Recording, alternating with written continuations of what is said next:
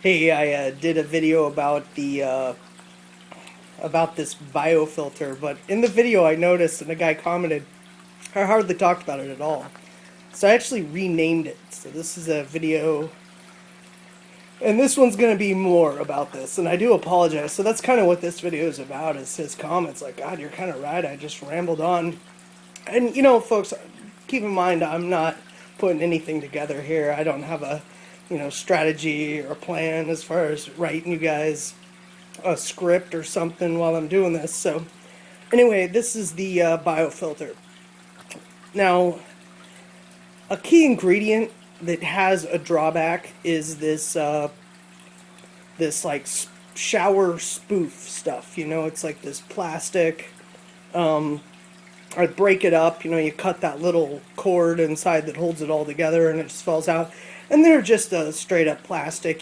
Poly, whatever. I know that these are Sterilite.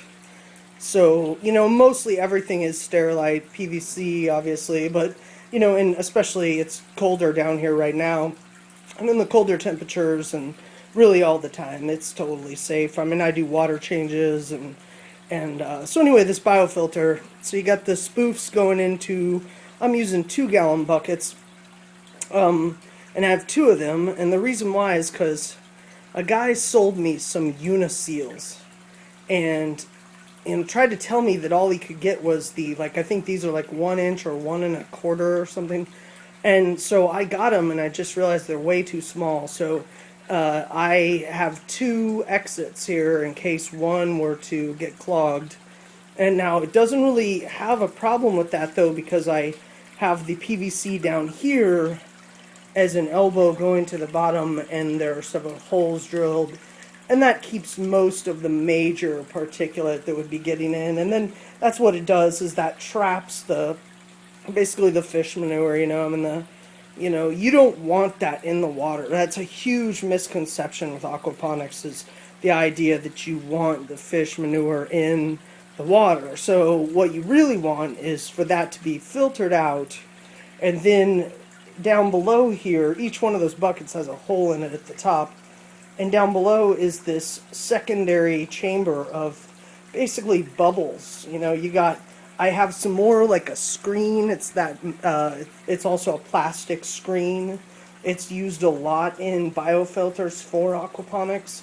And it's a little looser, though. It won't catch as much as that stuff will. That stuff, it's like a sandbox almost or something. But this stuff here, you want it open, and you want those bubbles just going to town on it, because that is where that's going to really thrive.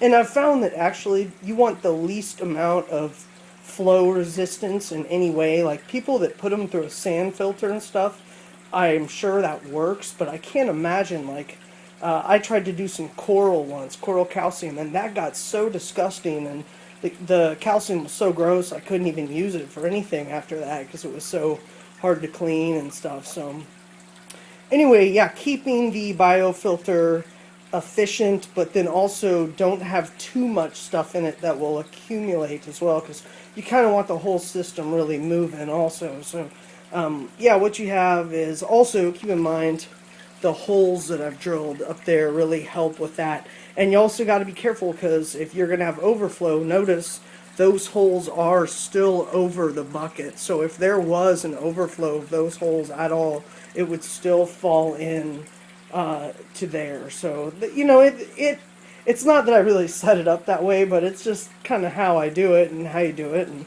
and many people do it different ways. So try to keep. What's nice about this biofilter is it actually adds to the water quality, because it gives a whole nother, nearly 25 gallons more to the 30-gallon. I really messed up with that. I had too many fish for a long time, and diseases because of it, and partly that was me feeding them pellets that were too hard for their stomachs, and that was kind of a bad deal. But anyway, yeah, so back to the filter. What it does is it takes the the nitrates, or basically the ammonia mostly, in the fish water, and then it basically transforms it to a nitrite. And then somehow there is also another bacteria that then takes that down to a nitrate. And that is what then the plants absorb, throughout the whole system. They then take on, all that nutrients. And the only thing I have to add is iron, really. Maybe a few little seaweed or something once in a while. But no, it's just you actually want the water as clean as you can get it. You don't want the fish manure to be, present in the water at all. So this for me has worked. I mean, it actually has worked. If I could do it over, I would have one more transition, which would be a big barrel, and the barrel would circulate, and most of the major heavy waste would fall to the bottom of the barrel, and then I would go into something like this. And if you had that, you could run even a fairly large-scale aquaponics system. Probably, I would even go up to 20 by 4 greenhouse size. That really would get you that if you had that system. But this, I just didn't have the room. Not going to mess with it. It works. For a small scale, this is really almost more than enough, but that's my style, which is to, do something that is good. To me, I like efficiency, and I really thrive for it. So, I mean, it's simple, too. The best part, here's something to consider, is that if all your elbows are also still over the biofilter, then you don't have to seal your elbows. And I'm not going to take them off now for you, but you'll find that actually none of that PVC has been glued at all. So I like this because A, you avoid the gluing and the toxicity and stuff, but believe it or not, you get to take it off when it comes time to clean those filters out. So you just lift those buckets right out. And I mean, it's easy. I mean, I'm telling you, it's, you got to do it once a month, basically. Once a month, you just take those out.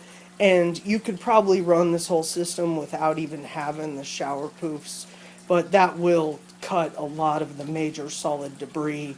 And yeah, just keeping it oxygenated. Unfortunately, the oxygen does knock out some of the nitrogen. Apparently, it will even off-gas nitrates. And but anyway, it also does more beneficially with bacteria.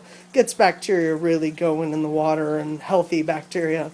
And then, yeah, the plants, they filter it too. So they in themselves, especially in the PVC method, because the water has to take such a turn, for just that long it's getting filtered by each plant. So in this case, it's quite the filter. And so it's not even just biofilter, I mean, in some weird way, I even have just just this in some way, the fish kicking stuff around and breaking stuff down, and they're the ones that create the ammonia. So it's all it's definitely connected, obviously. But here, this biofilter, the best part is it's cheap. You probably get the tub for $14 at Walmart, and the buckets for another $3 at Lowe's, so $6. You're at $30, and then unfortunately you have the PVC, which is another $10. And, and then, you got some hoses. I have probably too many water hoses, but you get away with 2 even, so getting it down to where the price is right, for me, I just had all this stuff around. I mean, it wasn't like I went out and bought all this stuff. I had this stuff just, I'm sure those buckets were used for, I don't know what, pottery or, just we've had those forever, so it's not like this is something I went for this much and put together. I even think the garden pump, I stole this pump from my mom's water garden. That's how I got this, because the one I had wasn't powerful enough. And so anyway, that's just that, and it works great. And so basically, one thing to keep in mind is probably the easiest way to remember this, which is just a 2-step system.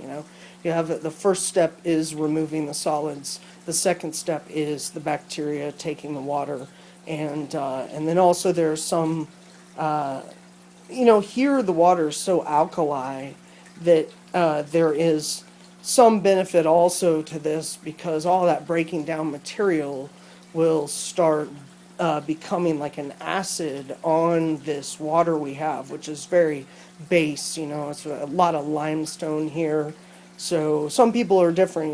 There's different water all over. So, but Also, it does provide a little acidity cut, because normally here everybody's using some kind of acidity cut, pH down, which you can't use with fish, but there's, you know, a lot of aquaponic people struggle with that. So this is probably a good one for keeping pH also a little reasonable. So, and yeah, just remember this, is that you need a biofilter. I mean, remember that if you're going to set this up, you have to remember that there's this secondary, you know, place that has to clean the water more than just the fish tank. And that's, you know, if you might remember this 5 years from now, and you'll just remember that there was this extra little thing that, you know, was for the cleaning the fish. I mean, and it's real simple. So there are a couple bricks in the bottoms of those, by the way. I hold bricks to keep them up, and then I have bricks holding them down as well. So, you know, sorry, I'm so shaky with the camera there. Yeah, it is what it is. It's gonna be. I have to take this down in a month or two. I'm moving, but it's actually, I'm very proud of this biofilter. And believe it or not, if you happen to see this, you're seeing one that is really good. Like, I'm not trying to boast or anything. I don't have a degree. I don't have any kind of certification. I worked for a while in a garden store. I mean, that was it, you know. But yeah, what you're looking at for home use. Like, a lot of people may even have aquaponics going, and you might not have something like this in between your tank and your garden. You might start seeing a simple way here that you might do that. So, all right, that's the video. We're at 10 minutes. So, great. That's home aquaponics.